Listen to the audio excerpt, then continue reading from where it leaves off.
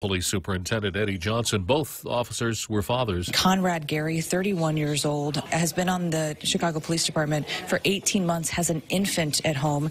And 36-year-old Eduardo Marmolejo has been with the force for about 2.5 years, has 3 kids at home, both married. That's reporter Elizabeth Matthews of Fox 32 in Chicago. The suspect in the shots fired call was arrested by other officers. We're a day closer to a possible partial government shutdown. Most sources on Capitol Hill are not sure what President Trump is willing to accept, facing a Friday night deadline for a funding deal on some parts of the government, such as Homeland Security. House Republican Whip Steve Scalise told Fox Democrats are not willing to budge. The president ran on securing America's border. This fight is about securing America's border, not just the wall. Maryland Democrat Congressman Elijah Cummings told reporters real people would be hurt if there's a partial government shutdown just days before Christmas. Fox's Mike Emanuel. Former National Security Advisor Michael Flynn scheduled to be sentenced Tuesday on his guilty plea of lying to the FBI. A secret indictment unsealed Monday revealing that 2 associates of Flynn have been charged with illegally lobbying for Turkey's government without properly registering as agents of foreign governments. There'll be no severance package for Les Moonves, board of directors at CBS, deciding the network's former CEO could be fired for cause over charges of sexual harassment. Moonves stood to walk away with a $120 million payment. He denies any non-consensual relations. Tough day on Wall Street Monday. The Dow losing 507 points, NASDAQ dropping 156, the S&P 500 down 54. This is Fox News. 'Twas the night before Christmas, and all through the house, not a creature was stirring, not even a computer mouse. Looking at your checkbook filled you with dread. This year Christmas shopping will be harder, you said. Suddenly your heart rose as fast as it sank. You saw a My Christmas loan offer from your favorite bank. You visited a convenient bank office to apply and knew you could count on a speedy reply. And then you realized Christmas would be just terrific because of your My Christmas loan from Bank Pacific. Conditions apply. Equal housing lender. Merry Christmas from Bank Pacific. For over 30 years, Sanford Technology Group has been helping companies throughout Guam and Micronesia with their payroll, time and attendance, networking, and other information technology services. Our online integrated payroll and time and attendance solution provides the workforce management tools and expertise to make your business more efficient and employee-friendly. For more information, visit Sanford Technology at 335 South Marine Corps Drive or call us at 647-0220 to schedule a demo today. Sanford Technology Group. Honest opinion. The fired FBI director testified before 2 congressional committees on Monday. Former FBI Director James Comey says he's frustrated to be answering questions he says are far less important than the values the country is built upon. Someone has to stand up, and in the face of fear of Fox News, fear of their base, fear of mean tweets, stand up for the values of this country. Comey met for a second time behind closed doors with members of the House Oversight and Judiciary Committees. Both panels are reviewing the Russia investigation and the FBI's handling of the Hillary Clinton email investigation. Comey says Republicans' silence over the president's attacks on the FBI is shameful. On Capitol Hill, Jared Halpern, Fox News. 3 middle school students in Albany, New York, now facing felony charges after making a terrorist threat by posting online videos in which they act out a school shooting. Students are ages 10, 14, and 15. They're being charged as juveniles. Conservative groups are suing to block an oil drilling project in federal Arctic waters. 5 groups Monday asking the Federal Appeals Court to review an offshore oil production plan approved for the project in the Beaufort Sea off Alaska's north coast. The groups say the approved plan violates federal law and ignores climate change concerns. Beginning Tuesday, Delta Airlines cracking down on service and support animals. Delta says it's been inundated with reports of misbehaving service and support animals, including attacks and the soiling of interiors of planes. So they've banned emotional support animals on flights longer than 8 hours, and they're banning service and support animals under 4 months of age completely. The airline's gotten tough on emotional support animals before. Last June, they banned pit bull-type dogs after 2 employees were bitten by a pit bull traveling as a support animal, and customers now have to show an immunization record for their animal. Fox's Jill Nato. I'm Jack Callahan. This is Fox News. Whether you love history, nature, scenery, or good food, Jeff's Pirates Cove is the place to be. Originally established as Pirates Cove in 1953, it's the oldest remaining beach bar and restaurant in Guam. Located on Guam's rugged southeast coast, visitors for years have discovered the natural beauty wrapped in deep history. Come out and walk the entire 22-acre site. Stop by the Seaside Museum for a taste of local history and experience Jose's international menu with open-air dining. Stop by and see what you've been missing. Jeff's Pirates Cove in historic Ipan Talafofo. For more than 40 years, we've earned your trust, caring for our island's health, quality care and access to health solutions you deserve.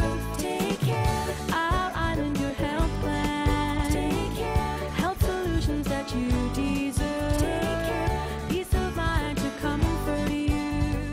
Take care, take care, take care. Tall Tales with Bob Klitzkie is brought to you by Sanford Technology Group, STG, delivering service that can't be beat. Welcome to Tall Tales with Bob Klitzkie, the only show on talk radio where common sense is a lot more common.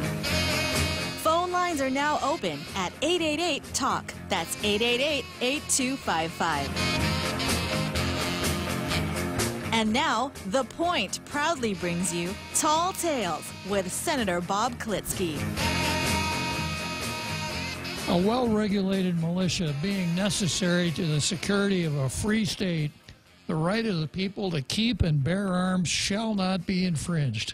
Second Amendment, United States Constitution, the opening stanza of Tall Tales every day that we take the starship Tall Tales into outer space. That is, that we're in communication with our international radio listening audience who can reach us at that phone number, 888-8255. And, of course, we're streaming live here on Facebook. You can always post a comment on Facebook, and more than likely I'll read it if you don't use any big words, you know, maybe nothing more complicated than watermelon in Mississippi. I'll read it and probably comment on it and compliment you for being a participant. So we start out with the Second Amendment, and today supplemental material for the Second Amendment is something in my hands. I'm looking at it, and it's somewhat discouraging. I'm almost tempted to we don't have one of those spikes. Remember how you used to have people used to have this spike on their desk, and they put a piece of paper that they didn't want to use on that spike? Maybe I should get one of those, because if I did, I'd be tempted to do it with this piece of paper. It's so discouraging that I'm tempted not to even go forward with it. And you're probably wondering, what's so discouraging about it? Well, the top of the page has a large picture of Nancy Pelosi. Nobody ever said being a host of Tall Tales would be easy, so I'm just going to have to tough it out. But here's what the article says. This is from Newsmax, one of the conservative email services that I monitor on a daily basis. And this one says, House Democrats are planning soon after they take power in January to move a bill to require federal background checks on all firearm sales, part of a broader attempt to advance long-stalled gun control measures, Politico reported on Monday. Although the proposal won't pass in the Republican-controlled Senate, getting through the House will be a step forward and a victory for the gun control movement. The plan has the backing of House Minority Leader Nancy Pelosi. Well, I don't know what the bill says, but according to Nancy, when she was Speaker and Obamacare came through the House, she said, you know, we have to pass it to find out what's in it. Great moments with Nancy Pelosi.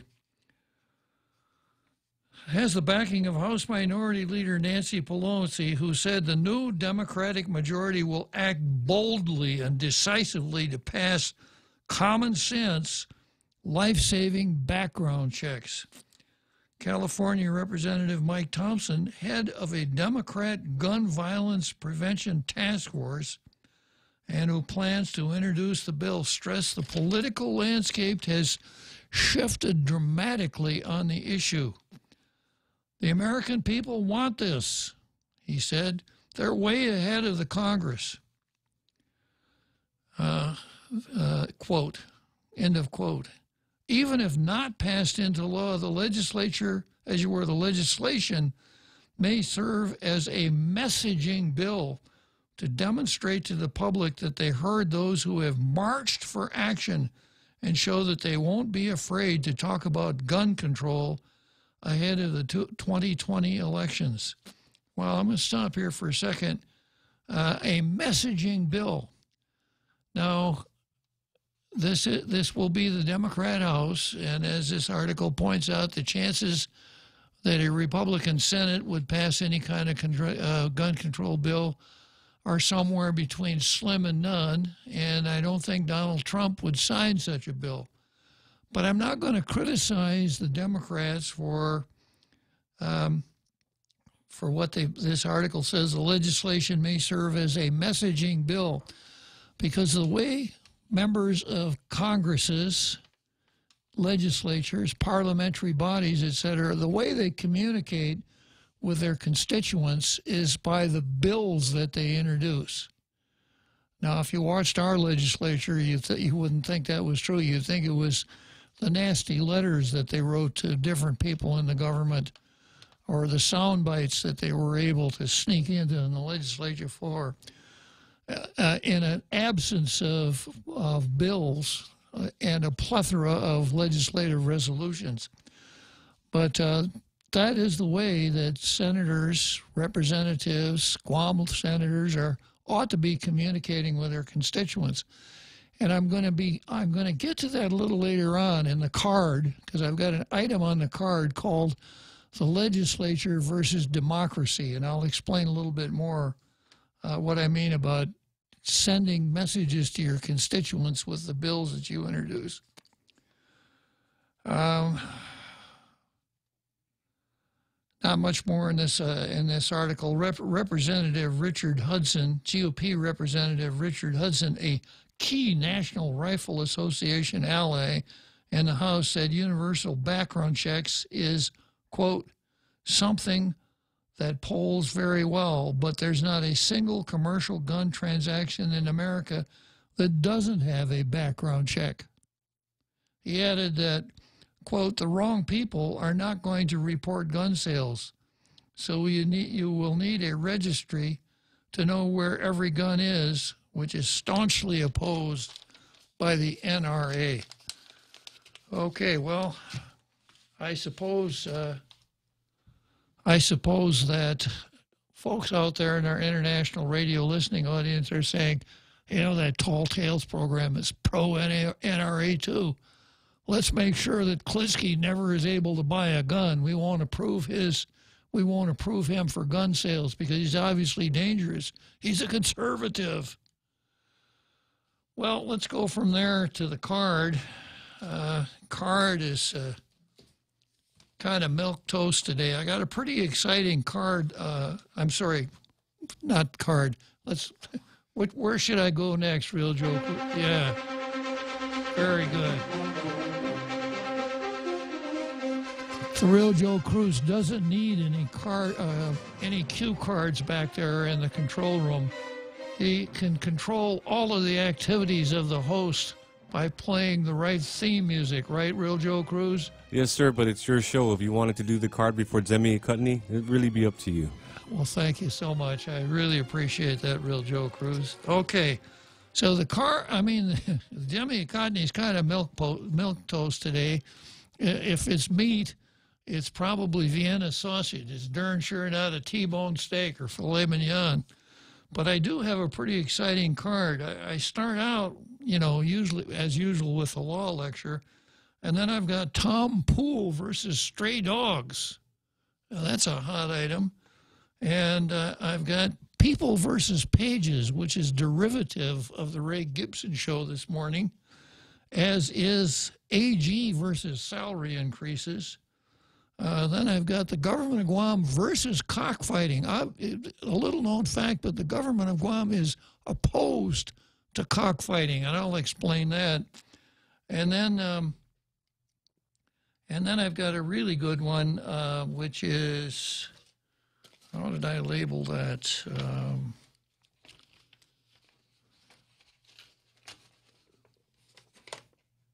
AG versus the law.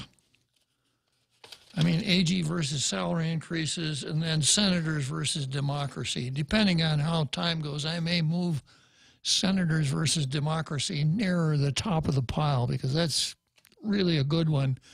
And you're gonna really want to make sure that you stay tuned for that. You know, the old saying that if you like sausages and legislation, you should never watch either one of them being made.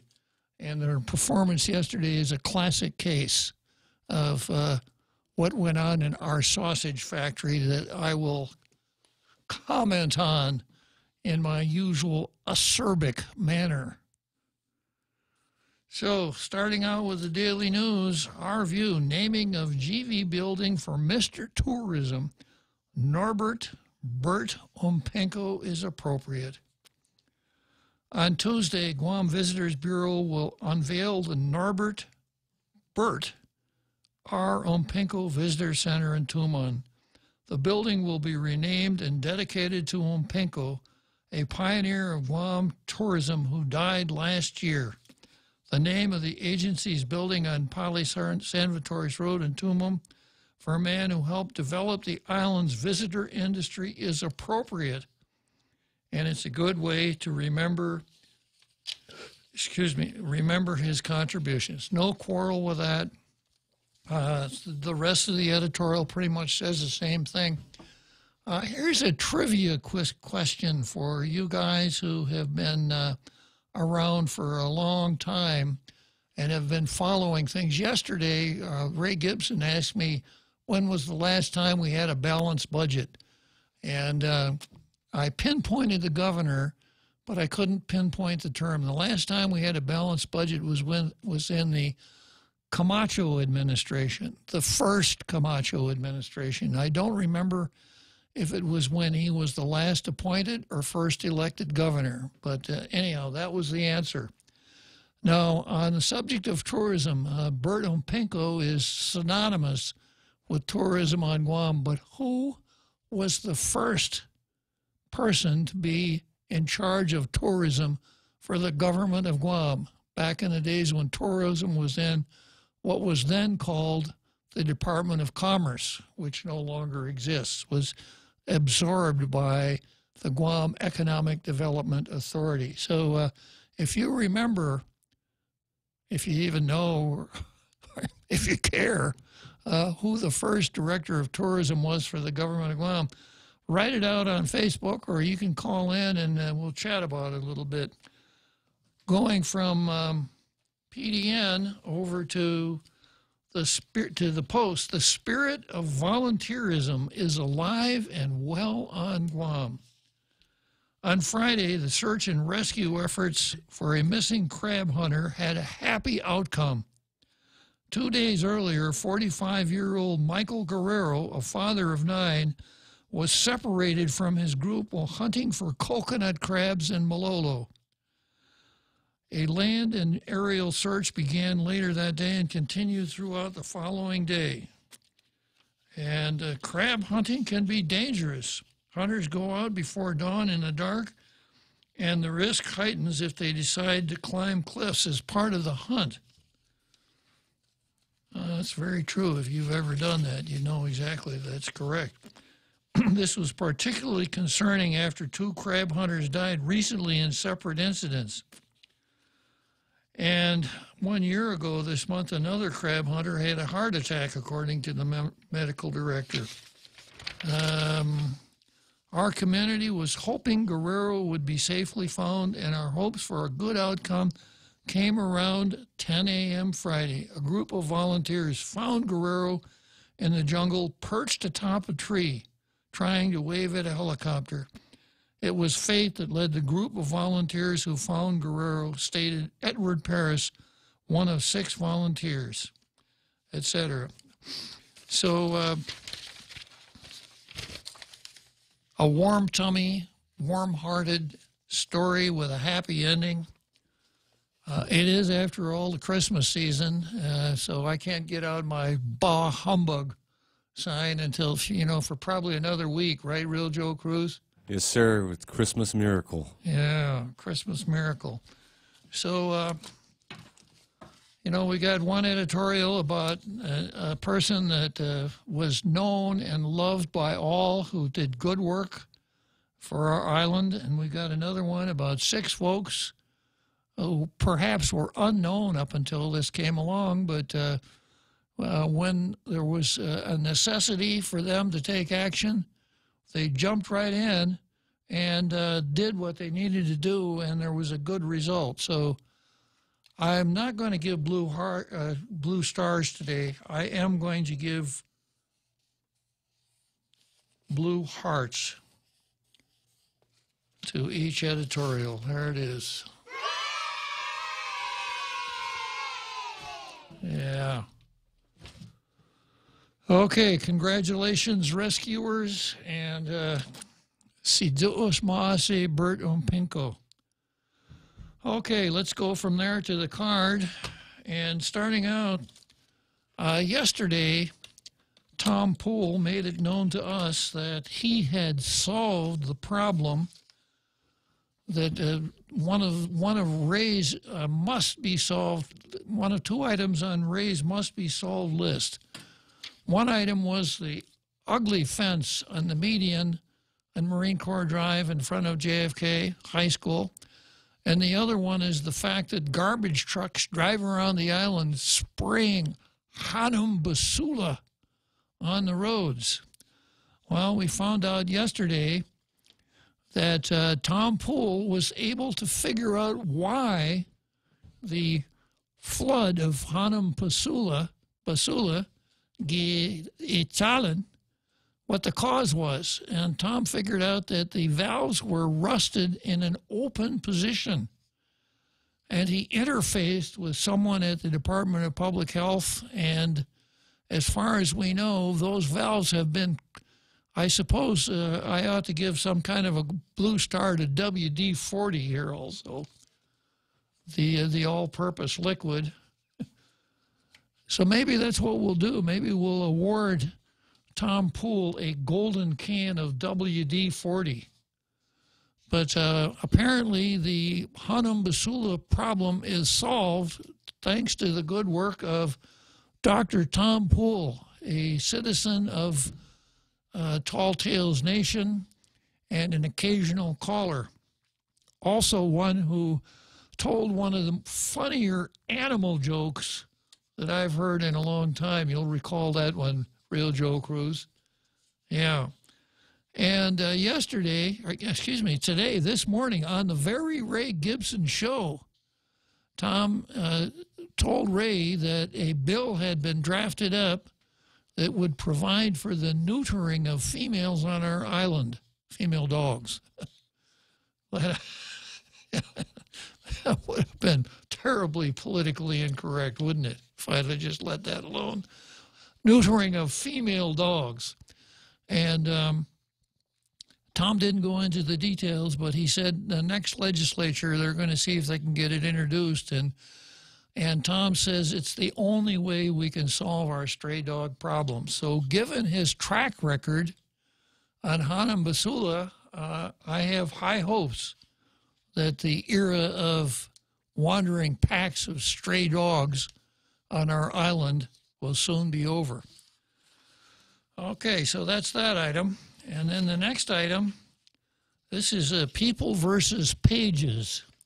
Now, sometimes I look at the card as a card at a boxing match, where you have Joe Louis versus Billy Conn, for instance, or Apollo Creed versus, what was his name?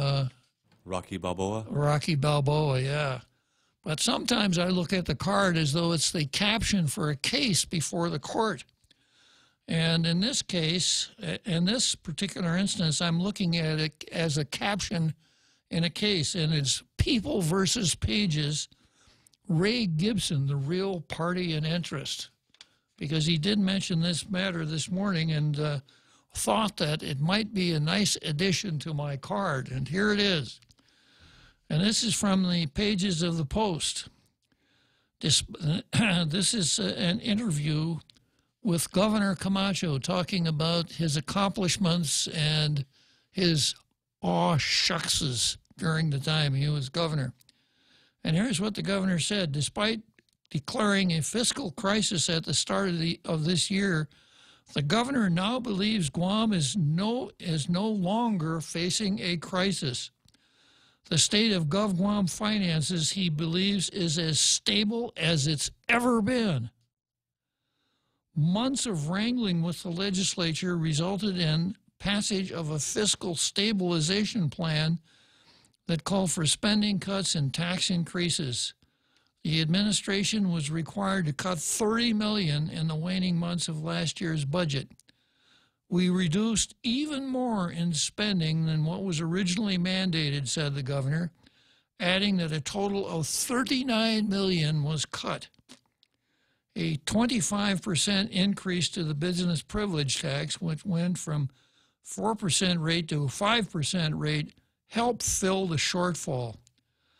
There were also additional property and tobacco tax increases.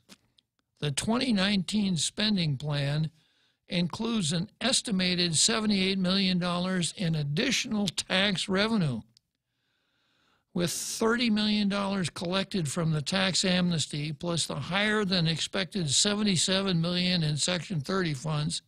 Governor Calvo predicts a budget surplus in 2018 when the final numbers are tabulated. Add all those together, said Calvo, and what originally might have been a shortfall of over $100 million now looks like a $20 million surplus. Wow. And then here's a question from the intrepid interviewer here, a gentleman by the name of Kevin Kerrigan. Was it necessary for his administration to close a police precinct and 2 fire stations to lobby for tax increases to cover a budget shortfall? And here's a quote from the governor. How do you think you got $39 million in savings? Said the governor. It meant doing those drastic cuts we needed to make in the beginning.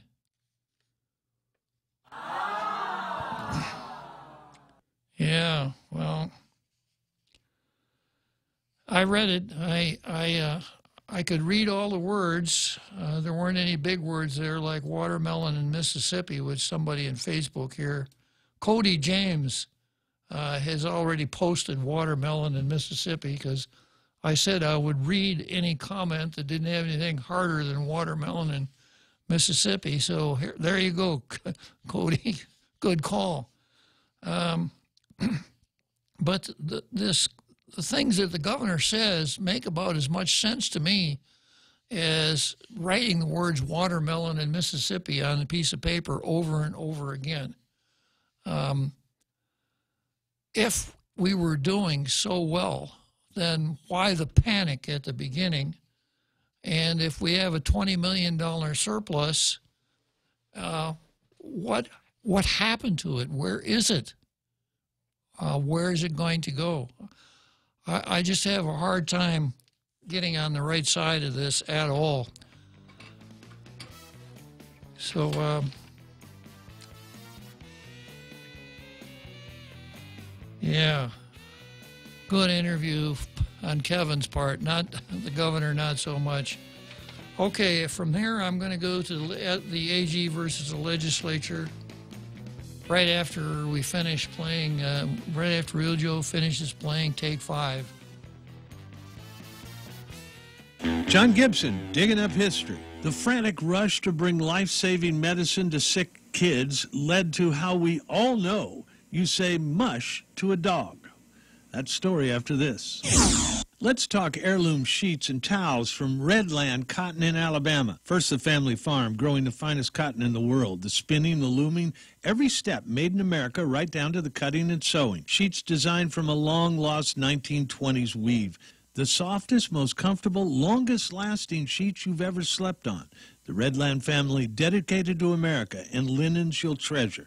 Check out redlandcotton.com for America's linen. redlandcotton.com. January 1925 in Alaska, word came that children in frozen Nome, Alaska, needed the serum for diphtheria. The serum was 700 miles away in Anchorage. No way to fly or take a boat. The governor ordered dog sleds to deliver the medicine.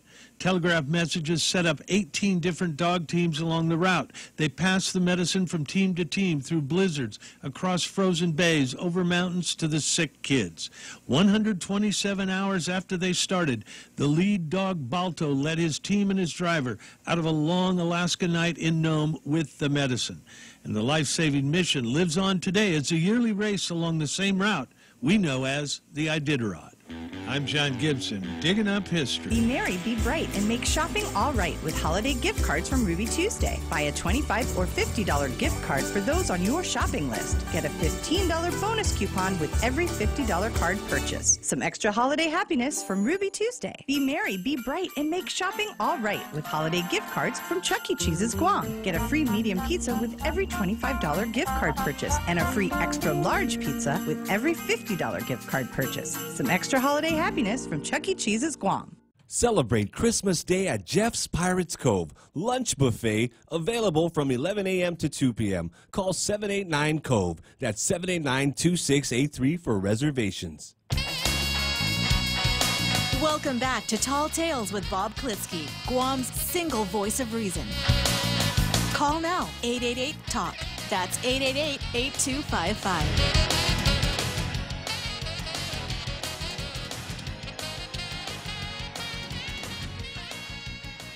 Yeah, I got to revert to our law lecture. I jumped into the card without going through the law lecture for today. You'll recall that we spent a lot of time talking about Guam law, and I thought it would be good if our international radio listening audience became acquainted with the laws of some other jurisdictions. So I spend a little time talking about the laws of a couple of states every day. So we started out with Alabama, and we're up to Hawaii today.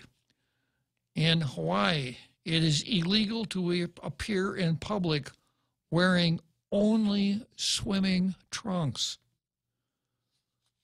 I wonder if the folks down in Waikiki know that. I don't think so, sir. Probably not. Where are the Honolulu? Where is Hawaii 5-0? Book 'em, Dano. Yeah, there you go. I see all these people out on the beach wearing only swimming trunks. Book 'em, Dano. And also in Hawaii, it is illegal to own a mongoose without a permit. I don't think the Second Amendment protects the ownership of would it be mongooses or mongeese? I don't know. I'll have to research that one. Okay, and from Hawaii we go to Idaho. In Pocatello, the carrying of concealed weapons is forbidden unless same are exhibited to public view. So I guess it's okay to carry a concealed weapon in Pocatello so long as everybody can see it.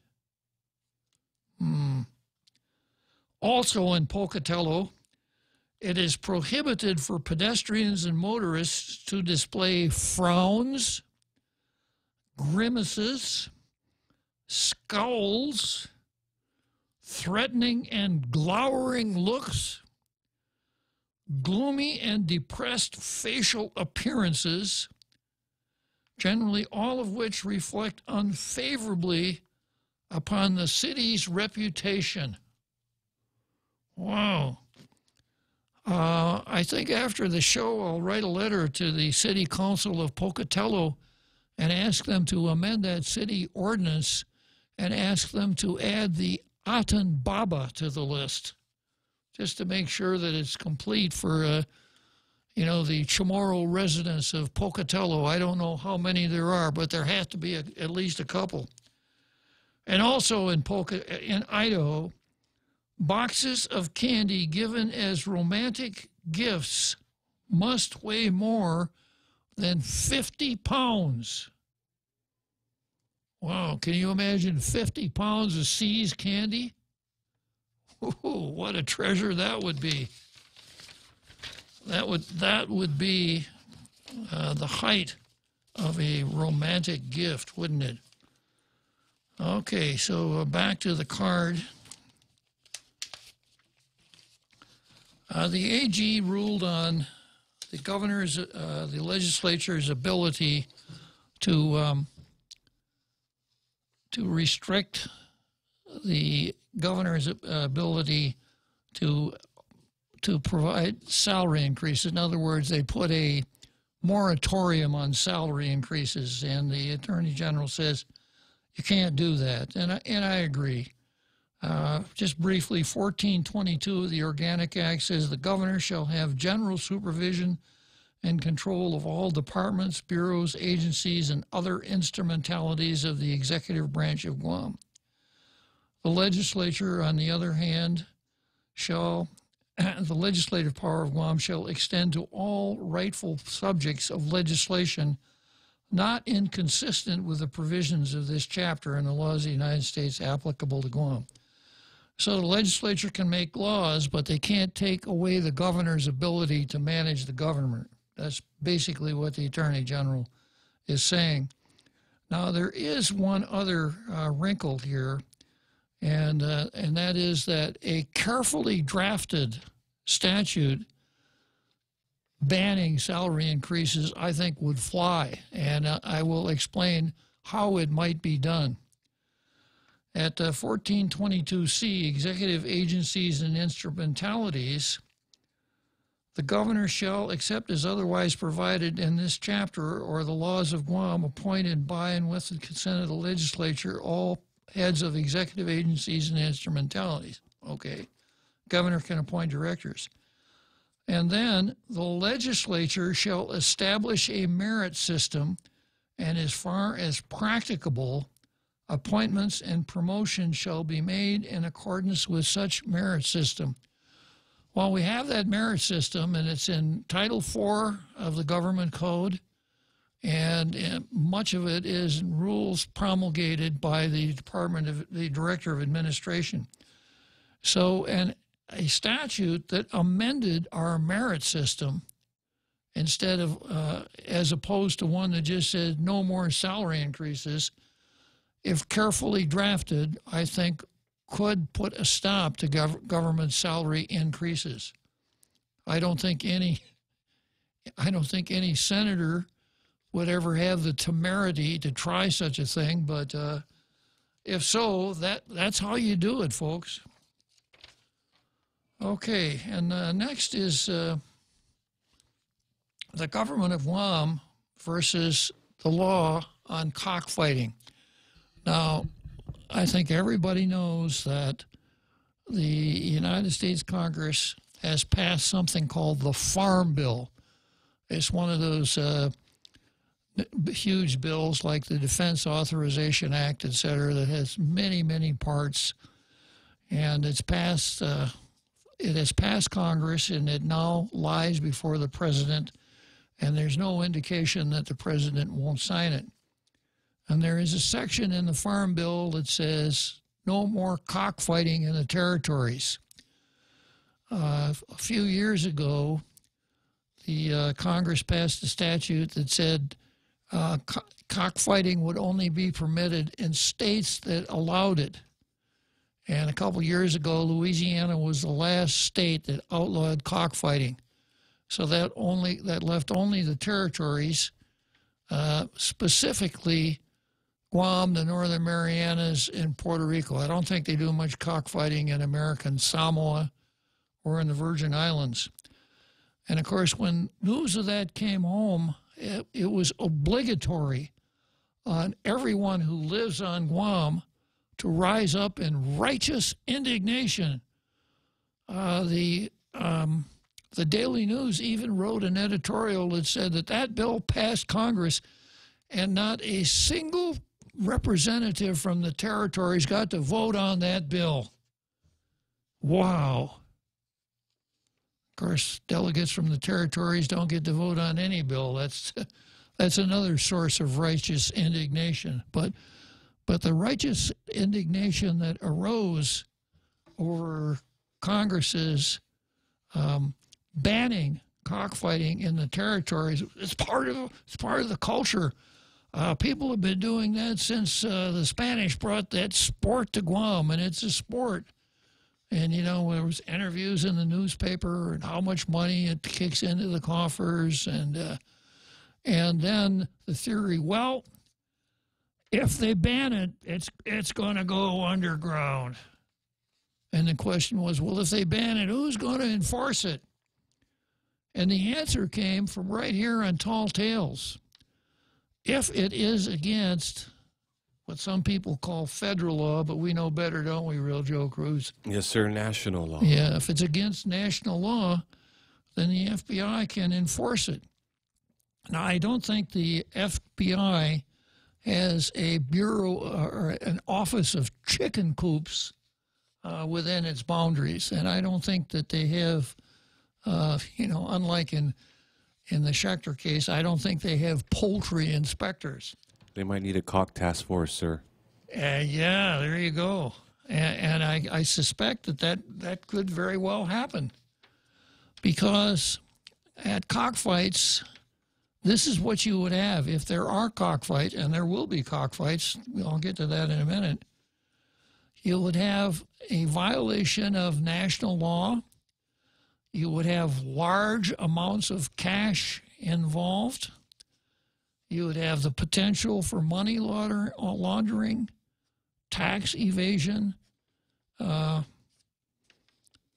jaywalking, tearing tags off mattresses, several other serious crimes. But the fact that there would be that much cash involved in unrecorded transactions, plus the violation of the federal law, might look very attractive to the FBI and to the United States Attorney for Guam and the Northern Marianas, who very recently, as you know, went after Efren Atalik. So I wouldn't take too much comfort from the idea that, well, who's going to enforce? It'll go underground. Who's going to enforce it? But interestingly enough, that question arises right now. Who is going to enforce the laws on cockfighting? And their answer is nobody. Because there is no valid, this is a story from the Post on the 17th of December, there are no valid cockfighting licenses right now, said Cockpit License Board Chairman Earl Garrido. There are no valid licenses right now because there has not been a cockpit board for 10 years. Garrido was confirmed as chairman of the board in February 2017. Until his appointment, the board had no active members. He oversees a 3-member board that includes Ed Palacios and Tony Lujan. The Cockpit License Board falls under RevTax Compliance Branch. Craig Camacho, a compliance inspector at RevTax, acknowledged that the department has not been actively sending inspectors to any cockfights to monitor compliance and collect taxes owed. We haven't yet, Camacho said, and won't until it's actually licensed by the Cockpit Board. So, you know, that all of that righteous indignation is really well taken, isn't it? We take cockfighting so seriously here that we don't have a cockpit license board, and we have someone who is supposed to be the enforcement guy who, when he becomes aware that there are cockpits operating illegally because they're unlicensed, says, no, we're not going to do anything until they get licensed. This sounds kind of like the same way we handled illegal digital signs on Marine Corps Drive, doesn't it? And it sounds an awful lot like the way we handled void and voidable leases at the Chamorro Land Trust Commission. And it sounds an awful lot like our approach to marijuana.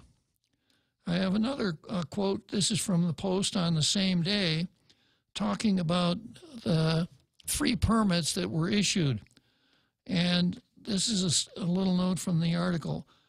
The law restricts anyone in public health from revealing the names of the permit holders. There are a number of reasons for that, Gillen said. Jim Gillen is back again as the acting director of Public Health and Social Services. He said there are a number of reasons, and I'm only going to talk about one. First, there is a concern about the potential criminal liability on the federal level, even though local Guam law exempts all permit holders. So, you know, one of the sayings that sounds really good is that we are a government of laws, not a government of men. Except when it's more convenient, apparently, to be a government of men and just kick the laws aside. Cockpit license board? We don't need no stinking cockpit license board. So, again, if you look at the total tapestry here, and if you looked at it through the eyes of a United States attorney, I wonder how he would see it if there is a national law against cockfighting and everybody here just turns a blind eye to it like they do right now when it's legal. Yeah. Okay, so moving on from there to senators versus democracy. And the sausage analogy really bears true, I think. And we have a representative democracy, and that is that we vote for senators who meet at our legislative building, which has a pretty good audio-visual system right now. So you could, from the comforts of your home, you can watch legislative sessions and legislative public hearings and legislative meetings of the Committee of the Whole. And if you had been watching, you would have had a hard time figuring out exactly what's going on. And I'll explain. I'm going to start out with Bill 291.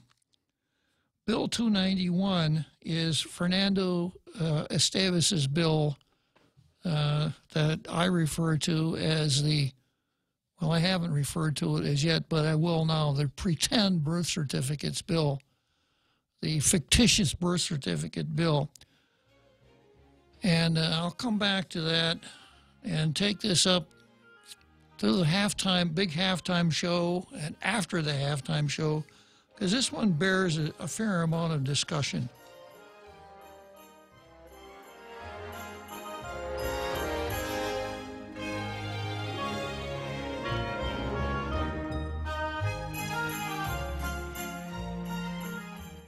Introducing Exchanged, Guam's first online and mobile remittance to the Philippines. Exchanged is the easiest and fastest way to send money to your family and friends anywhere in the Philippines. Download the Exchanged app or visit their website, exchanged.me. Sign up, remit, and get a chance to win a trip for 2 to Manila. Deluxe accommodations at the Belmont Hotel at Resorts World Manila. So sign up and remit now at Exchanged. Promo ends March 2nd, 2019. Conditions apply. Also avail of Exchanged dollar to remit promo. Visit exchange.me for details. Because I just signed up for a 12-month iConnect plan, I'm automatically entered into iConnect's Connect and Win giveaway. iConnect is giving away a trip for 2 to Manila with a stay at the new Holiday Inn Express. They'll also be giving away an Apple Watch, Apple TV, more Mabuhay miles, Fitbits, and Beyond the Box gift cards. Go to iConnectGuam.com for details or call 888-8888 to learn how you can connect and win with iConnect. Conditions apply.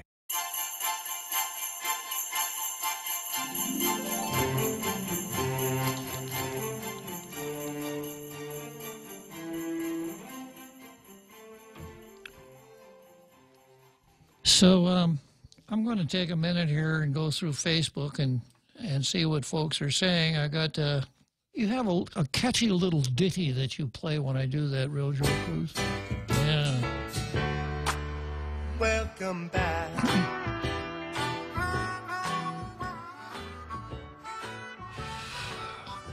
So we got Ishmael Velez, welcome back. Cody Velez, or Cody James, who posts watermelon in Mississippi so as not to tax the intellectual capabilities of the host. Thank you, Cody. Brad Hewitt, as usual, is locked and loaded.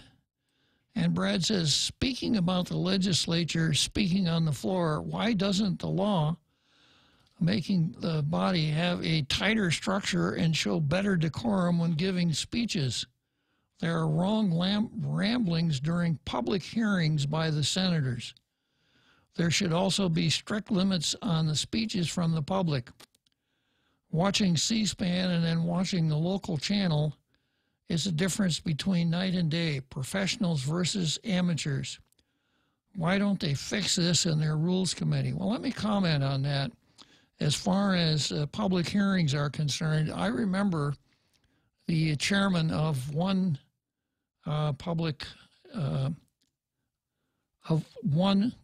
committee in the 28th legislature who started out the proceedings by saying a senator who introduced a bill could make brief remarks, but soliloquies were prohibited for all members during the hearing. And it's a little difficult, of course, for a senator to enforce a rule against another senator, you know, being the kind of body that it is. But I agree. I went to testify in a public hearing not too long ago. I don't remember which bill it was, and I had spent a little time preparing my usual thorough, incisive testimony. And when it came time for me to come and sit at the table to testify, the senator who introduced went off on a long soliloquy.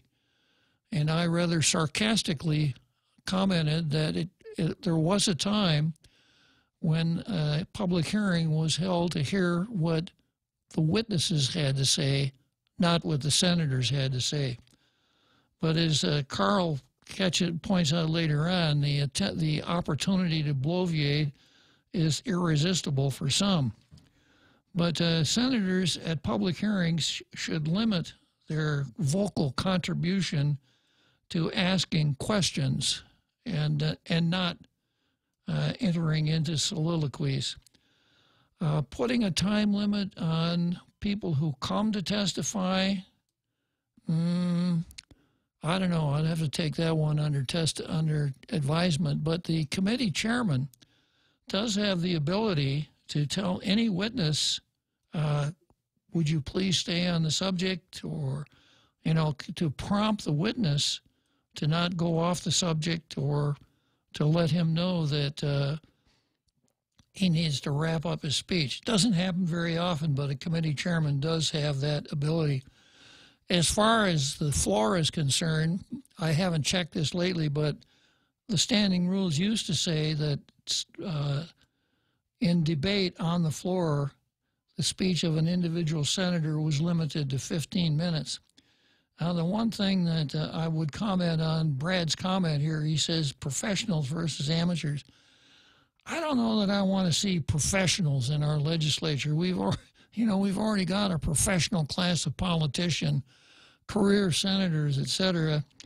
And I could tolerate a little bit more of the rough and ready approach from people at the legislature, witnesses or members, if they're just folks and not part of the governing class. But an interesting comment, Brad. And we got Denise Legaspi. Hello, Denise. And Lynn Vince Paulino, Juanita Machi. And Tedo says, Umbi, Budget 101. Nate Horn, quote, election year, close quote, accounting. And Carl sets out his comment about bloviating. Dave Duenas, cockfitting. cockfighting, no license issued, no board for years? Please do tell, and a smiley face.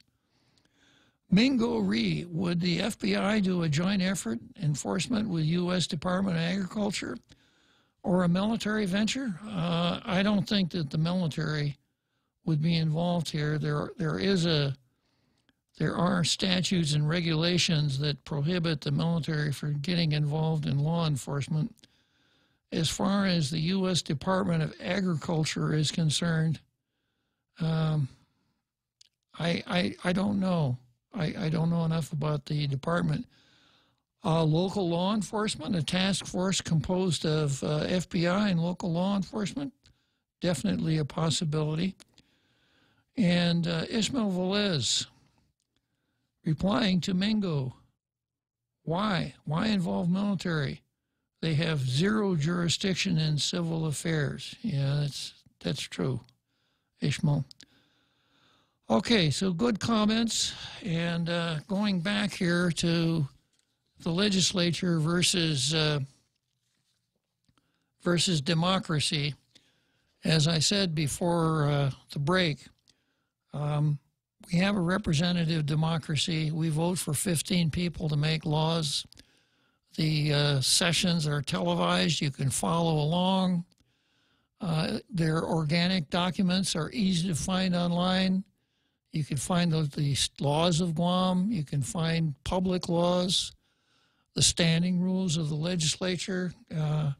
It's really, really pretty modern compared to what it was back when I started out. If you wanted to know what the law was on a particular subject, you had to jump in your car and drive to the Attorney General's office. This is before we even had a law library. So the Attorney General had a pretty good sized library, and the attorney, for their own use, for his own, back in those days it was for his own use, but I suppose I ought to say their own use, right? And the Attorney General would allow any lawyer, and some folks who weren't lawyers came in there. Then about 1977, we stood up our law library, which is a real benefit for the public. So if you wanted to know what the law was on a particular subject, and you didn't want to pay a lawyer's exorbitant fees, you jump in your car and drive to the law library. Now it's at your fingertips, as are the standing rules of the legislature and an abundance of other materials, including bobsoffice.org, which still has some pretty good archival material. So I see a couple people posted here on the cockfight thing, so maybe while it's still kind of fresh, I'll divert to that and come back to senators versus democracy after the big halftime show. Daryl Taggarty says feds may require Department of Fish and Wildlife Enforcement to assist in cockfighting crackdown if they have general cooperation in their grants, okay? And Adonis Quito Mendiola, sono equatutongana, the familiar Quito? Have you ever heard of it? No. But I'll say it a couple more times because I know it helps Adonis. Adonis Quito Mendiola says entertaining is our island's news. I want entertainment instead for our younger generations that won't take interest or aim if it's anything else. Okay, well, I don't know if the younger generation tunes into Tall Tales. Maybe you could suggest to them, Adonis, watch this funny man on Facebook. See you after the big halftime show.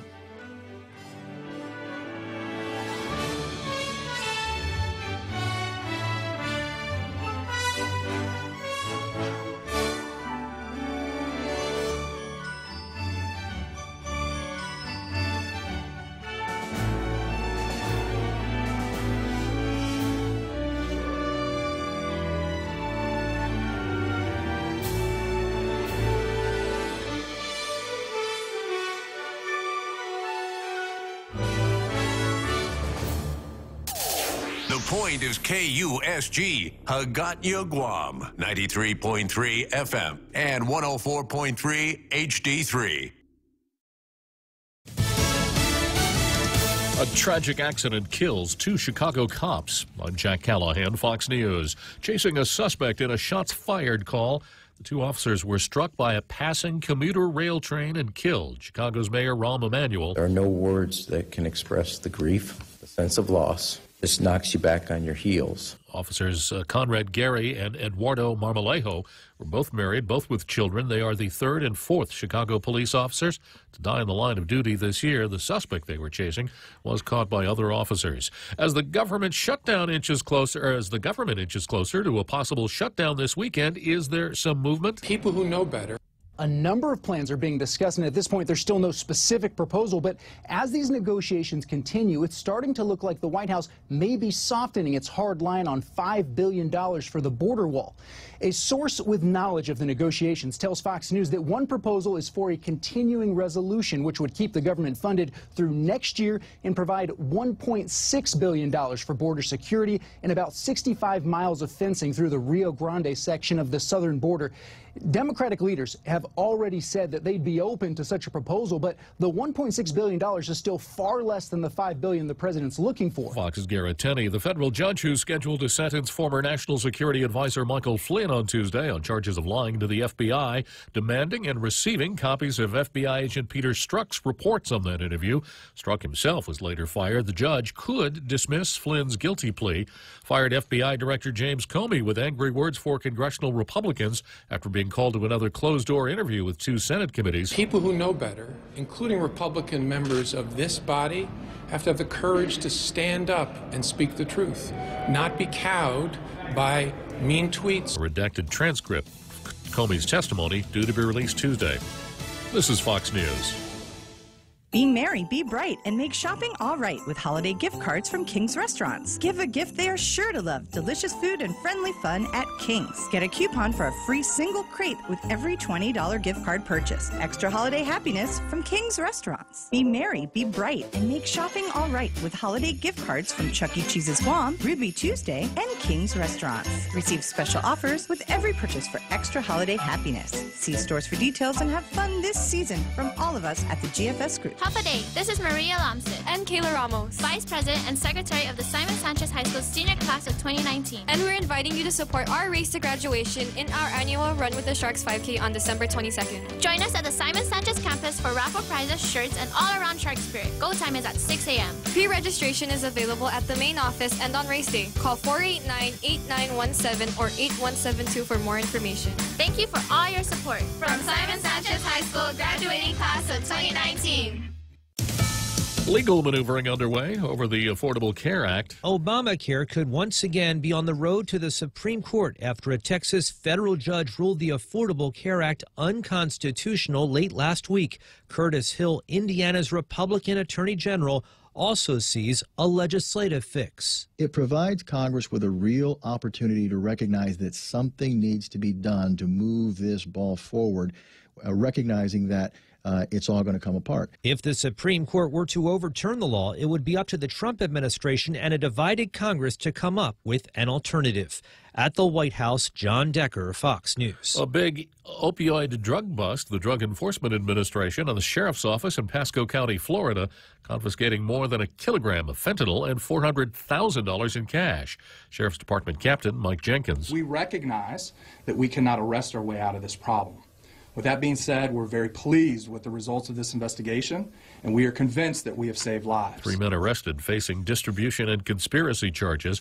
A federal court says New York State's ban on nunchucks, the martial arts weapon made famous by Bruce Lee, but prohibited in the state for decades, is unconstitutional under state law.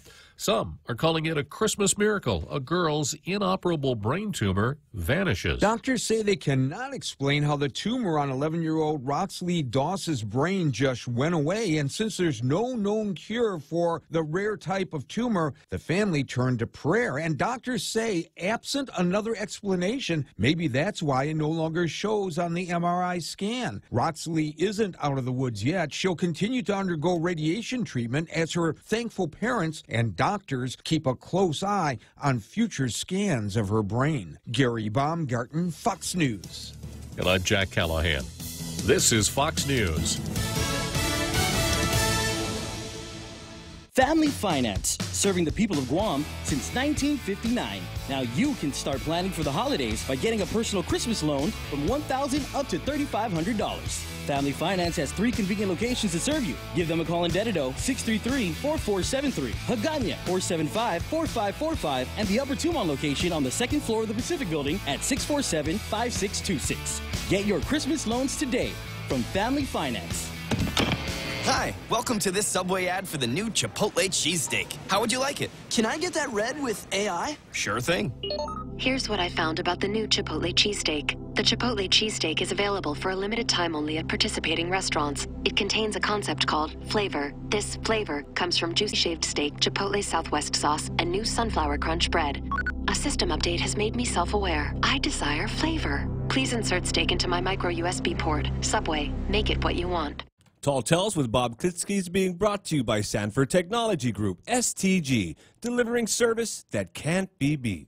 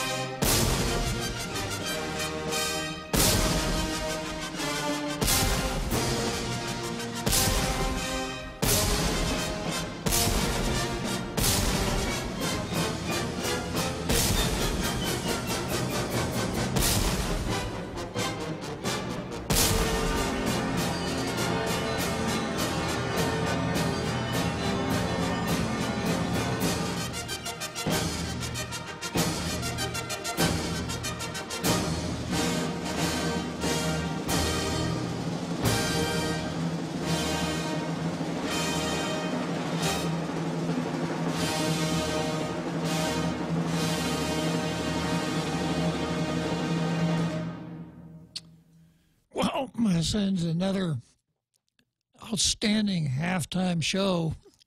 And as we mentioned before, the real Joe and I are expecting a call from the organizers of the Super Bowl to have us come and help them set up their halftime show for the Super Bowl.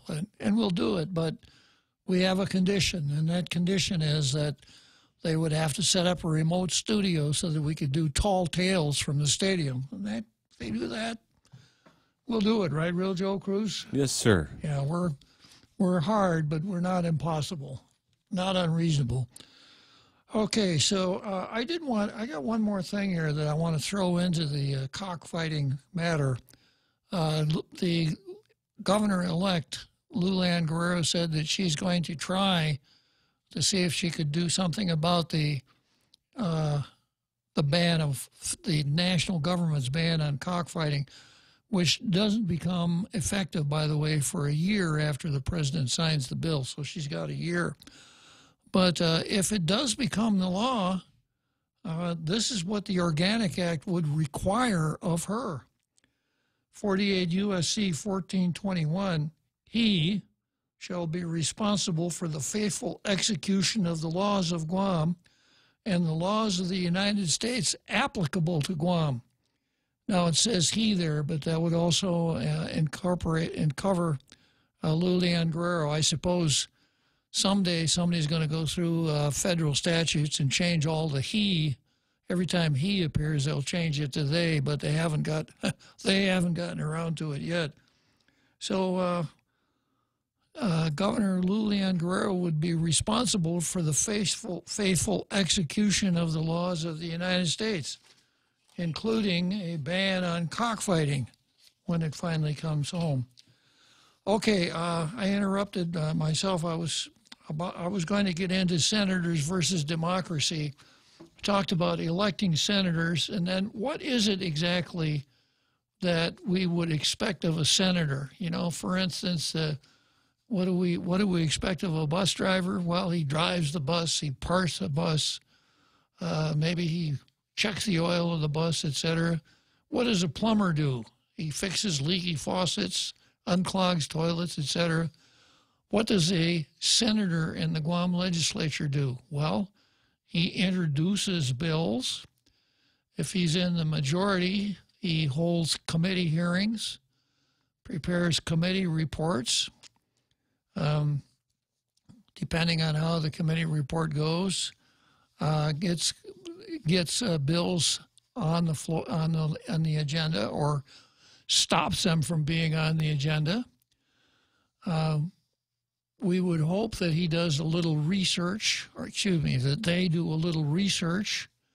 They meet with their constituents. Of course, the really important stuff, they go to the dead really regularly. They introduce a lot of resolutions and present a lot of resolutions and go do a lot of cookie pushing, like they never miss a third grade graduation ceremony. But the things we're really looking for a senator is introduction of bills, behavior on the floor of the legislature, but number one, voting. Because we know that seven senators can pass a bill that goes to the governor, and if he signs it, it becomes law. So the most important thing that senators do is vote. Now, when it comes to voting, a senator who favors a bill, and on bills, it's always roll call. The clerk of the legislature calls the roll in alphabetical order, and each senator can answer aye or nay, yes or no. And occasionally, a senator will ask to be excused from voting. If a senator asks to be excused from voting, they must explain why he or she shouldn't vote, and oftentimes it's a conflict of interest that the senator wants to avoid. And if there's no objection, the senator is excused. If there is an objection, there'd be a vote. If the senator doesn't have permission, he's got to stay, he's got to vote. I don't think that's ever happened, but that's the way the rule reads. Parenthetically, senators don't recuse themselves from voting. A senator doesn't have that ability. He would have to be excused from voting. So primarily it's aye or nay. But some of our senators apparently are looking forward to the National League draft, because some of them apparently think that they could be drafted by a National Football League team to the position of quarterback. And, you know, what do football players do? Well, quarterbacks call plays, call signals. Occasionally they run with the ball. Sometimes they're sneaky and they do something called a quarterback sneak. But when we think of quarterbacks, primarily what they do is pass. And most quarterbacks are really good passers. Well, if you watched yesterday's session of the legislature, you would see that a lot of our senators are really good passers. So when their name was called, as an example, Senator Castro, instead of saying aye or nay, he says pass. And if a senator says pass, then the next person in line is called. And we go all the way through to the end of the 15 senators. If somebody's absent, obviously he or she doesn't vote. And we keep doing that until everyone has voted one way or the other. But even that's a little complicated. If a senator passes 3 times and then remains silent when his name is called for 2 minutes, his vote is cast as a nay. I'll stop to think about that. If a senator passes 3 times, let's say that I'm a senator, Robert Klitzkie, pass. Robert Klitzkie, pass. Robert Klitzkie, pass. And then the next time, Robert Klitzkie, and I just sit there for 2 minutes and don't say boo, then the recording secretary will say nay and mark it as a no vote on her voting record. Now stop and ask yourself, why, unless my crazy theory about being drafted as a quarterback in the National Football League, why would a senator pass when that's the most important part of his or her job? Why would a senator want to pass? And I can offer two explanations. First explanation, the senator has given so little thought to the bill that he's supposed to vote for, that he has to sit there and scratch his head and ruminate and think about it a little bit more, maybe check his notes or something like that, until finally he decides whether he wants to vote for that bill or not. Now, if during the campaign season you were having a face-to-face with a candidate and you were quizzing him about what kind of a senator he would be, and you said to him, how are you going to vote on bills? And you'd expect an answer like this: well, I'm going to vote for what's best for the people. I've never ever heard anybody who would ever admit that he's going to do something other than the best for the people. But that would be the answer that you would expect. But if you said to the candidate, how are you going to vote on bills? And that person said, well, I'm not going to. I'm going to pass several times while I think it over, because I don't want to make a snap decision on something so important as a bill. Would you have voted for that senator? I don't think so. I don't think so. If a senator is so slow and so thick that they haven't decided whether they're going to vote yay or nay on a bill, if that became known during campaign season, no one with those kinds of credentials would ever be elected. So it's unfortunate that Andre's out of the game, but maybe Ken is listening here. Maybe we should keep track of all of the passers in the legislature and run statistics on it and make that a matter of interest when election time comes around. Okay, that's one possible explanation. Not a very good one, is it? Second explanation is this. Some senators take the whole voting rigmarole at the legislature into a game. And that's why I'm saying it's the legislature versus democracy. They bring game theory to play at the legislature. So when you're watching and you see senators passing, especially repeatedly, what you are watching is the legislative version of musical chairs. Real Joe Cruz, did you ever play musical chairs when you were a kid? Yes, sir. Do you still play it? I will if there's like a Christmas party and it's part of a game or something. Uh-huh. But yeah. you go ahead. I played it recently. You have, huh? Yeah, I'm not any good at it though. Okay, could you just describe how the game is played? Well, say there's 5 people. There's only 4 chairs. The music starts and you start walking around or dancing around the chairs. When the music stops, you've got to find a seat and you have to sit down. And that would mean there's only 4 seats, so there will be one left out. One person is left out. And then they remove that person and then they remove another chair. Uh-huh. Yeah. Until finally what happens? Until there's one left. One person and one chair, huh? No, I think it's 2 people with 1 chair. Uh-huh. And then the one that doesn't get the chair is the loser. And the person that gets the chair is the winner. The one who doesn't get the chair is a loser. Yes, sir. Yeah. Would it be fair to say that all of the people who don't get chairs are kind of like losers? Yes, sir. Yeah.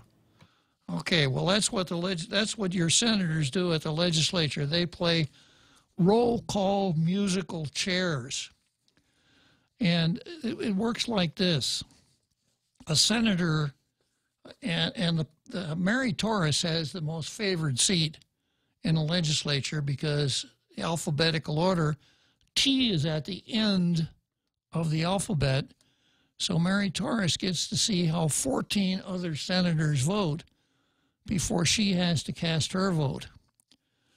Now, believe it or not, there are times when some senators want to vote right. Not vote correct, but vote right. In other words, they want to be on the right side of an issue, even though they're conflicted by voting that way.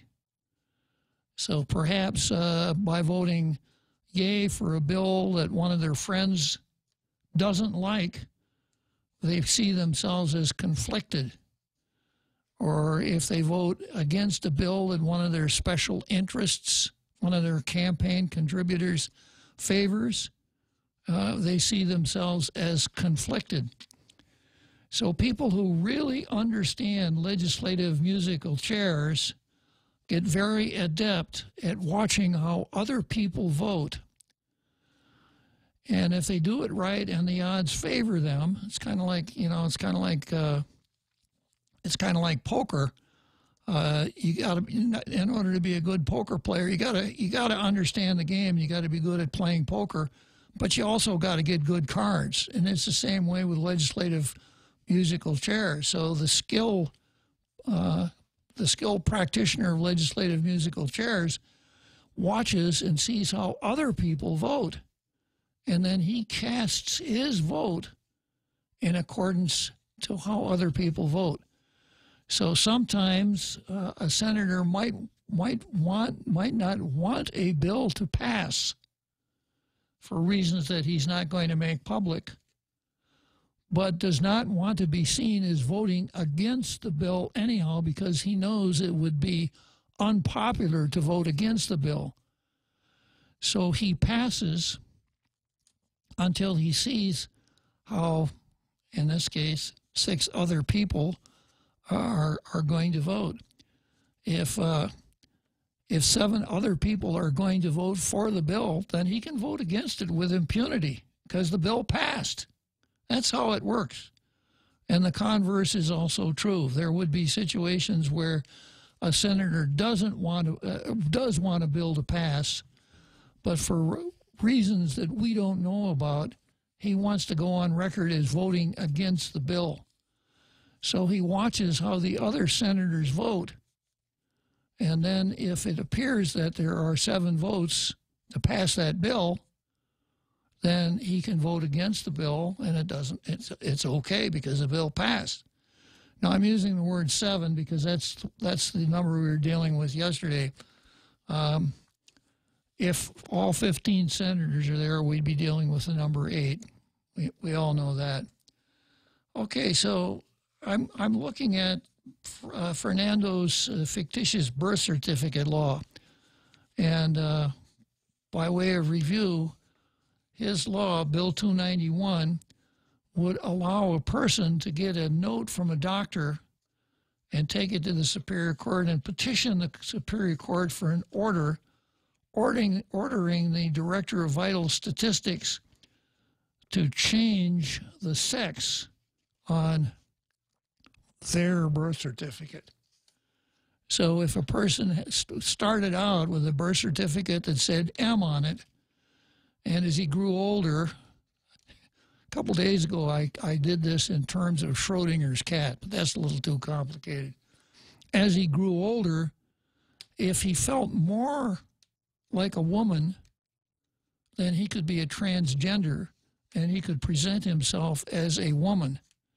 And if he could get a note from a doctor with the right language on it, he could petition the court, and the court would change the sex on his birth certificate from an M to an F. Now, Senator Esteves explained the difference between sex and gender on the floor of the legislature, if you happen to be watching. And he says that sex is biological. My word's not his, but gender is more like behavioral. So if there's a behavioral change, he wants a court to change the sex, which is biological, on a birth certificate.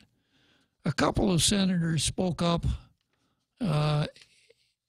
asking questions that could be seen as not favoring the bill. Joe St. Augustine about how do you deal with someone incarcerated when segregation is by sex, and Mike St. Nicholas in terms of organ transplants and incorrect information as to the sex of the donor. But when it came down to a vote, the vote was 6 ayes and 7 nays. And I have the voting sheet in front of me. We started out the beginning of the alphabet, Tom Atta, nay. Okay? He knew what he was going to do with that bill, and he voted no. Frank Ogden, nay. Senator Castro, pass. Pass. He passed twice. Senator Espaldon passed 3 times. Senator Espaldon voted yes. Senator Lee voted yes. Senator Morrison, pass, pass, pass. Now, Tommy was, as I understand it, was a pretty good athlete in high school. So maybe he could be the I don't know, he's probably a little too old for the NFL, but with his ability to pass, he might make quarterback on somebody's team. And we go to Senator Nelson, nay. And from there to Senator Rodriguez, pass. And Senator St. Augustine, nay. Speaker Terlahi, nay. Senator Torres, pass, pass, pass. So the first time through, let's see, we had 1, 2, 3, we had 4 clean nays. 4 people had voted no the first time around. I'm sorry, we had 4 ayes the first time around. And we had 1, 2, 3, 4 nays. So it was 4-4 the first time around. So after the first time around, Dennis Rodriguez made up his mind and voted yes. So that made it 5-4. Second time around, and of course everybody is paying attention to this, and it's kind of like blackjack. You know, when you're really good at it and the casino's not careful, everybody counts cards as much as they can to know whether to pass or take a strike. Right? It's the same kind of mental undertaking here. It's kind of, instead of calling it legislative musical chairs, I should call it legislative blackjack, because everybody's counting cards. Okay, the second time around then, Castro voted aye, and everybody else that had passed. Okay, we're coming up to the home stretch here. I still want to talk about this a little bit more, because this is really an egregious way for people in public office to conduct themselves. Be merry, be bright, and make shopping all right with holiday gift cards from Ruby Tuesday. Buy a $25 or $50 gift card for those on your shopping list. Get a $15 bonus coupon with every $50 card purchase. Some extra holiday happiness from Ruby Tuesday. Be merry, be bright, and make shopping all right with holiday gift cards from Chuck E. Cheese's Guam. Get a free medium pizza with every $25 gift card purchase, and a free extra large pizza with every $50 gift card purchase. Some extra holiday happiness from Chuck E. Cheese's Guam. Here at APL, our core values give the company its heart and soul. Whether it's connecting your business with our global network through our newly enhanced service or investing our efforts into giving back to the community, APL is committed to serving you. We humbly honor the opportunity to find innovative solutions for you and your business. To learn more about our enhanced service, call 588-4651 or visit www.apl.com/Guam for more details. Celebrate Christmas Day at Jeff's Pirates Cove. Lunch buffet available from 11 a.m. to 2 p.m. Call 789-COVE. That's 789-2683 for reservations.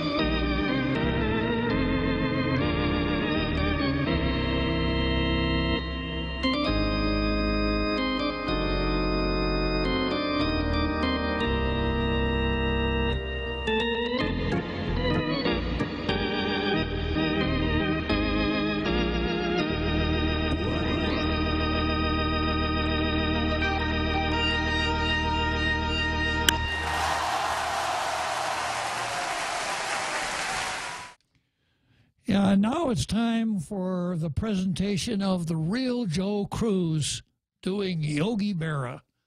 So we take you now to the center field bleachers of Wrigley Field where we find Yogi Berra.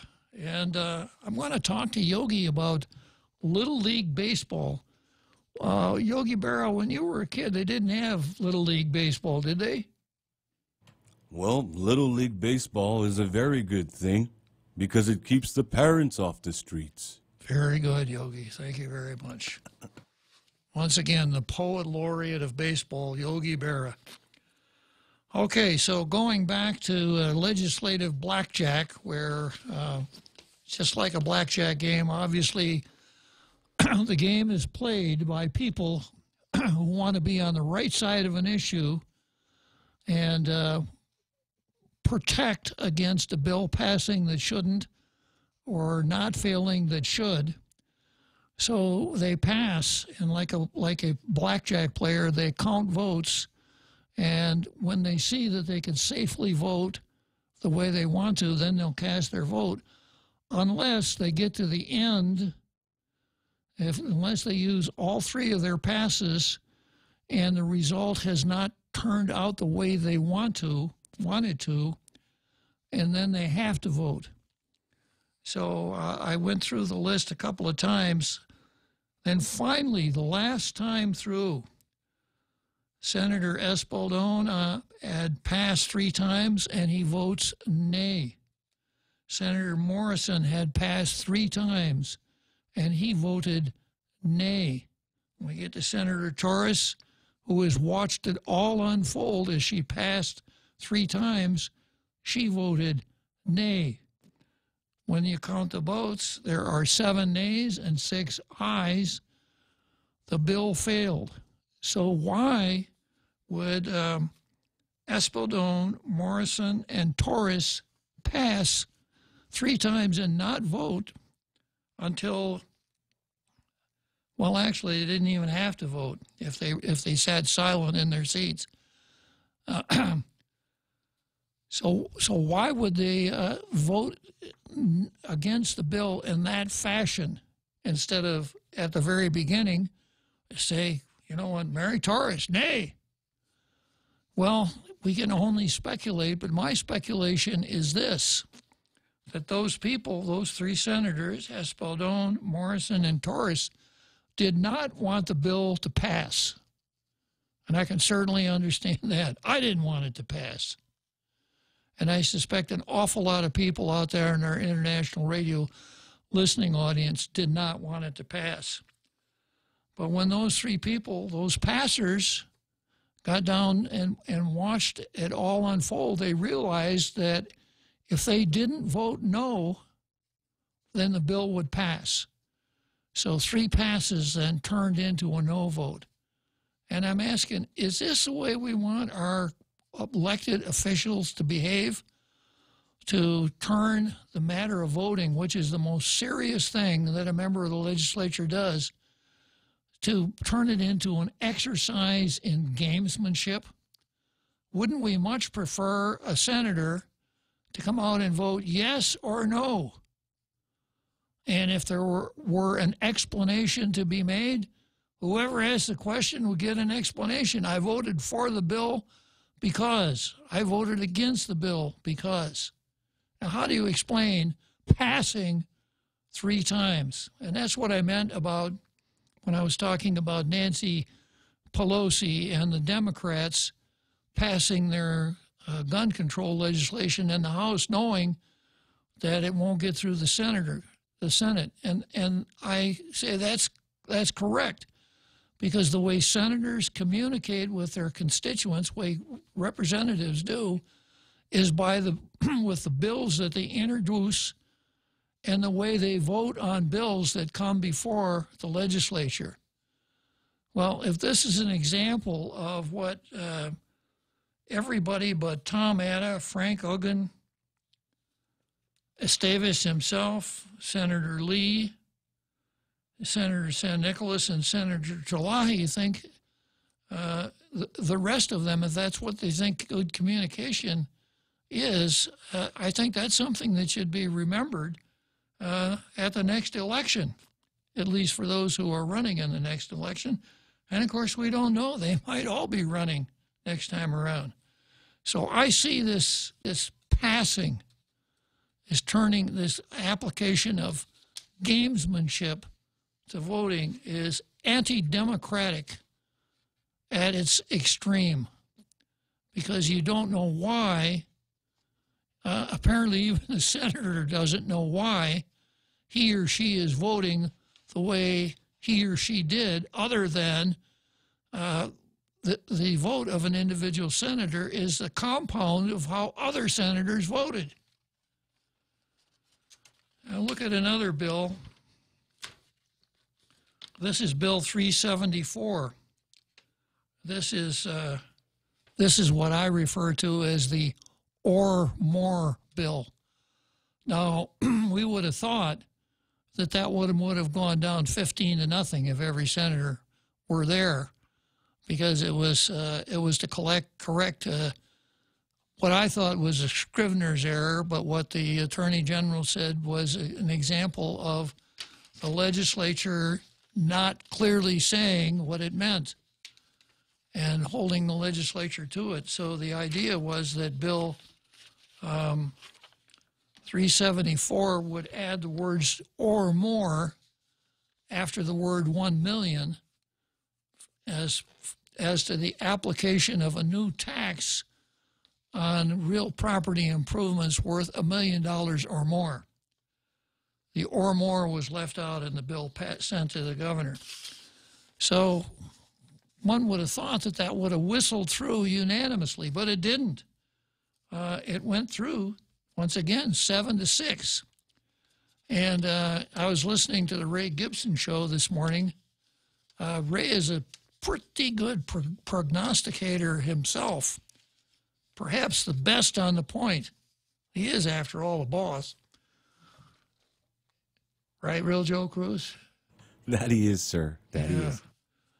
And Ray said that he thought that 6 people voted against it because of the first item on my card, people versus pages, and where the governor was bragging we got the surplus and all the rest of that stuff. Then Ray's theory was, well, if that's the case, then we don't really need this extra tax. And although we voted for then, that was then, this is now, and we know so much more about what the governor says our finances are, so we're not going to vote for or more. We're going to vote against it. And Ray makes a really good point. I had my own analysis, which I got to admit was maybe just a little bit self-serving and perhaps not as objective as Ray's. But my analysis was that when I went down and testified on Bill 374, I said I could only give it my grudging support. and that my wholehearted support would depend on the legislature repealing a section of law in Title I that gives the governor the authority to declare surprise holidays. And I was still smarting from that Black Friday holiday. So I said that if you were to amend this bill and take that and repeal that authority so the governor couldn't do it again, then you'd have my full support on that bill. But I was also somewhat realistic, knowing that since the salary smash and grab last November, the kind of parliamentary acrobatics necessary to amend the bill in that fashion were impossible. So I gave my grudging support. But perhaps 6 members of the legislature said, you know, Bob is right. So we can't get his full support. So we'll just vote against the bill and we'll address the whole thing in the 35th Guam legislature. Ray's, as I said, Ray's analysis is a little bit more objective than mine. Mine perhaps is a little bit self-serving. So I think probably we'll go with Ray's analysis, but let me see what my friend Tom has to say. What do you think, Tom? Bob, so that amendment failed where they're supposed to add the words or more? It passed, 7-6. Oh, it did pass? Yeah. Okay, so, but the governor hasn't signed it yet, right? No, he hasn't. Okay, that's good, because if it did fail, you know, they're only going to be taxing properties that are exactly 1 million, right? So now that it did pass, so they are going to change it and add those 2 words in there, right? That's true, but you know what Ray's theory is that given what the governor said about the $20 million surplus, they are looking at that bill from the standpoint of, no, we're not going to raise taxes. We shouldn't raise taxes if we don't have to, and obviously we don't have to. So we're not going to vote in favor of that bill. That's why it passed only 7-6, Tom. On that 7-6 passed, is the speaker's vote in there? Everybody who was present voted, yeah. Speaker's vote is there. Okay. So that means it's not going to become law then, right? Well, if the governor signs it, it will become law. All right. Well, I guess we just have to wait and see, huh?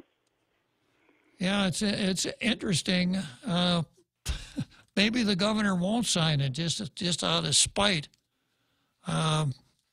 Going back to when the legislature, when a bill passed with 7 votes, at a time we thought we needed 8, the Supreme Court ruled that 7 was enough in that context.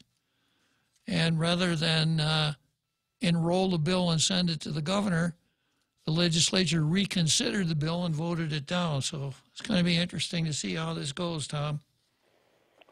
All right, well, I'll keep track on it, I guess. Okay, well, my friend. We'll help you keep track of it. Thanks for calling, Tom. All right, bye. So on this bill, once again, we had people trying out for the National Football League. And this time around, the first time around, Tom Atta voted in favor of the bill. No surprise. Joe San Augustine voted for the bill, and Mary Torres voted for the bill. So 3 clean yays. And on the other side, Frank Uggan voted nay. Will Castro voted nay. Francisco Esteves voted, hold that. Tommy Morrison voted nay. And Dennis Rodriguez voted nay. So at that time, we had 1, 2, 3, 4, 5 clean nays. So, and then 5 passers. So it looked like maybe the bill wasn't going to pass. But Espaldon passed once. After passing once, he voted yes. Lee, Nelson, San Nicolas, and Terlahi passed twice and then voted yes. So this is a classic case, I think, of them thinking that bill has to pass, because if it doesn't pass, we got an $8 million deficit. And, you know, it's going to be really chaotic for the government to deal with that. So the best thing that can happen here is that the bill should pass. Okay, that's one part of the thought process. The other part of the thought process is, I want to be an anti-tax warrior. So I'm going to pass. And if it looks like the bill is going to pass without my yay vote, I will vote no. That way I get to be a hero with all the anti-taxers, with all of the folks that own real property upon which there are improvements worth more than $1 million. I get to be a hero to them, but still the bill passes, which is what I kind of secretly wanted. So the ones that passed 3 times were Lee, Nelson, San Nicolas, and Terlahi. And Lee finally wound up voting no, but San Nicolas and Terlahi and Nelson voted yes. So the bill passes 7-6. So the only one that really benefited, no one really, if my theory, my analysis is correct, nobody got to vote no as they watched the bill pass. So that's why I see this as such an evil, this idea that instead of voting, senators come in and play this game so that they could, kind of have 2 bites out of the apple if it works for them. So they can see how everybody else votes and then couch their vote based on that, not on something that the public could really sink its teeth into. Tom Atta's sign bill, another example. Tom Atta's sign bill passed 9-4. First time around, Morrison, Nelson, and Rodriguez passed. So the first time around, there were 1, 2, 3, 4, 5, 6, 3, 4. First time around, there were 7 yays. So the ones that passed perhaps figured, well, I might as well cave in and vote with a majority instead of kind of being seen as a sorehead. Now, of course, this also even gets into interpersonal relationships. Not so critical at this point in this legislature, which is almost over, but think in terms of this at the beginning of a legislature when senators introduce bills.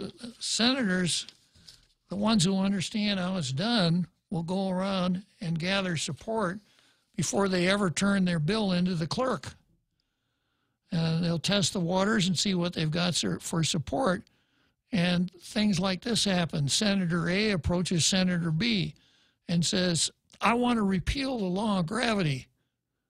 What do you think about that? Senator B says, no, I don't want to do it. You know, my family really likes the law of gravity, and you know, some of my friends really like the law of gravity, and I don't want to be seen as repealing the law of gravity, you know. And then A says to B, well, I know, but I really need your vote as we go down the legislative road and we deal with other bills. And finally, B says, I'll tell you what, I'm going to vote against the bill unless my vote is necessary for the bill to pass. Then I'll just tough it out and vote for your bill. Okay, so we're coming up to the home stretch here.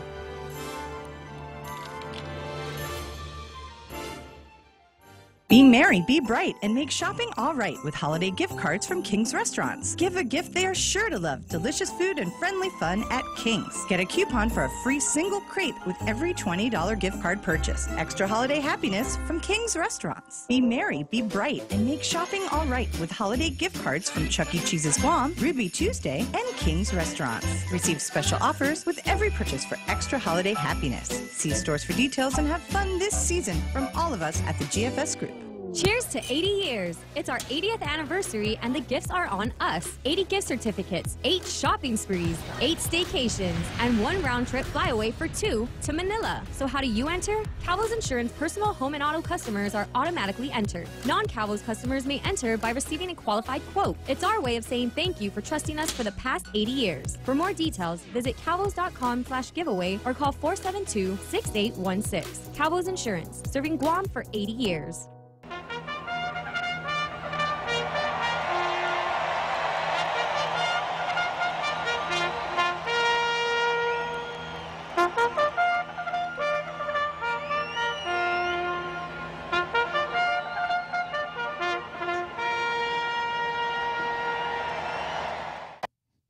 So here we are heading down the home stretch. I guess I made an impression with the whole cockfight discussion. Tedo says, is the current cockfight Sportodome licensed? I think the Sportodome is long gone. I don't think the building is even there anymore, Tedo, but I'm not a cocker myself, so I'm not sure. And we've got Pierre chiming in from Tainan, Taiwan. Welcome aboard, Pierre. Glad to have you with us. So heading down the home stretch here, I went through this whole preening for the National League draft for those passers who wanted to be National Football League quarterbacks and explained the theory underlying this game of passing, and I've condemned it. I think it's really inimical to the democratic process where we vote for people to go to the legislature and vote, not play games. And there's a way that this can be fixed, and it wouldn't be hard. And if you are a new senator and you want to make your bones and you want to do something good for the legislative process, all it takes is an amendment to the standing rules. And amend the standing rules like this. First of all, when a senator's name is called, he votes aye or nay. If he sits there and says nothing, then it's a no vote, period. No passing, etc., no horsing around, no scratching of the head, no watching everybody else. Aye or nay, and that's it. Second thing, that the roll is called in a random sequence, no more alphabetical order. So, you know, you could get electronic devices to do this, or you could have a fishbowl with names in it and just draw the names and call a roll in that order. That would make it much more difficult for a senator to let the way the other people are voting determine his vote. I'm old-fashioned. I think a senator should decide how he's going to vote before the session, the third reading session, is ever called to order. And I think it's really derogatory to the institution of the legislature to go through this passing routine, and I think it's somewhat disrespectful of the voting public to tell people, yeah, I'm going to be a really conscientious senator, and I'm going to go in there and do what's right for the people, and you know, my middle initial is I, and that doesn't stand for Iglesias. It stands for integrity. I have a lot of integrity. And even Joe Santos Servino, who's a professional engineer, agrees with me. Well, thank you, Joe. I'm glad that somebody agrees with me. So it's time to put a stop to this game. And if any senator would want a little drafting help on that, 888-8255, and we'll work something out, because I'd really like to see this happen. Along the same line, something else I would like to see happen. Again, if you're a new senator, especially if you're a Republican, first day, introduce a bill to repeal that section of the law in Title I that allows the governor to provide surprise holidays. Now, I know that everybody's sitting out there and saying, oh, yeah, but government employees won't like that. But government employees are a third of the population. As you were, there are 3 times more people in the private sector than there are government employees. And government employees, in a sense, have something in common with every other voter, and that is that they like to see good government. They don't like to see our government wasting money. And I suspect that no one turned down the Black Friday holiday, but my suspicion is that a lot of government employees said, we shouldn't be doing this. It's not, we can't afford it. It's just not right. So that would be a couple of initiatives for you fresh new senators. Okay, so that's enough for legislative blackjack. And what's next on my card here?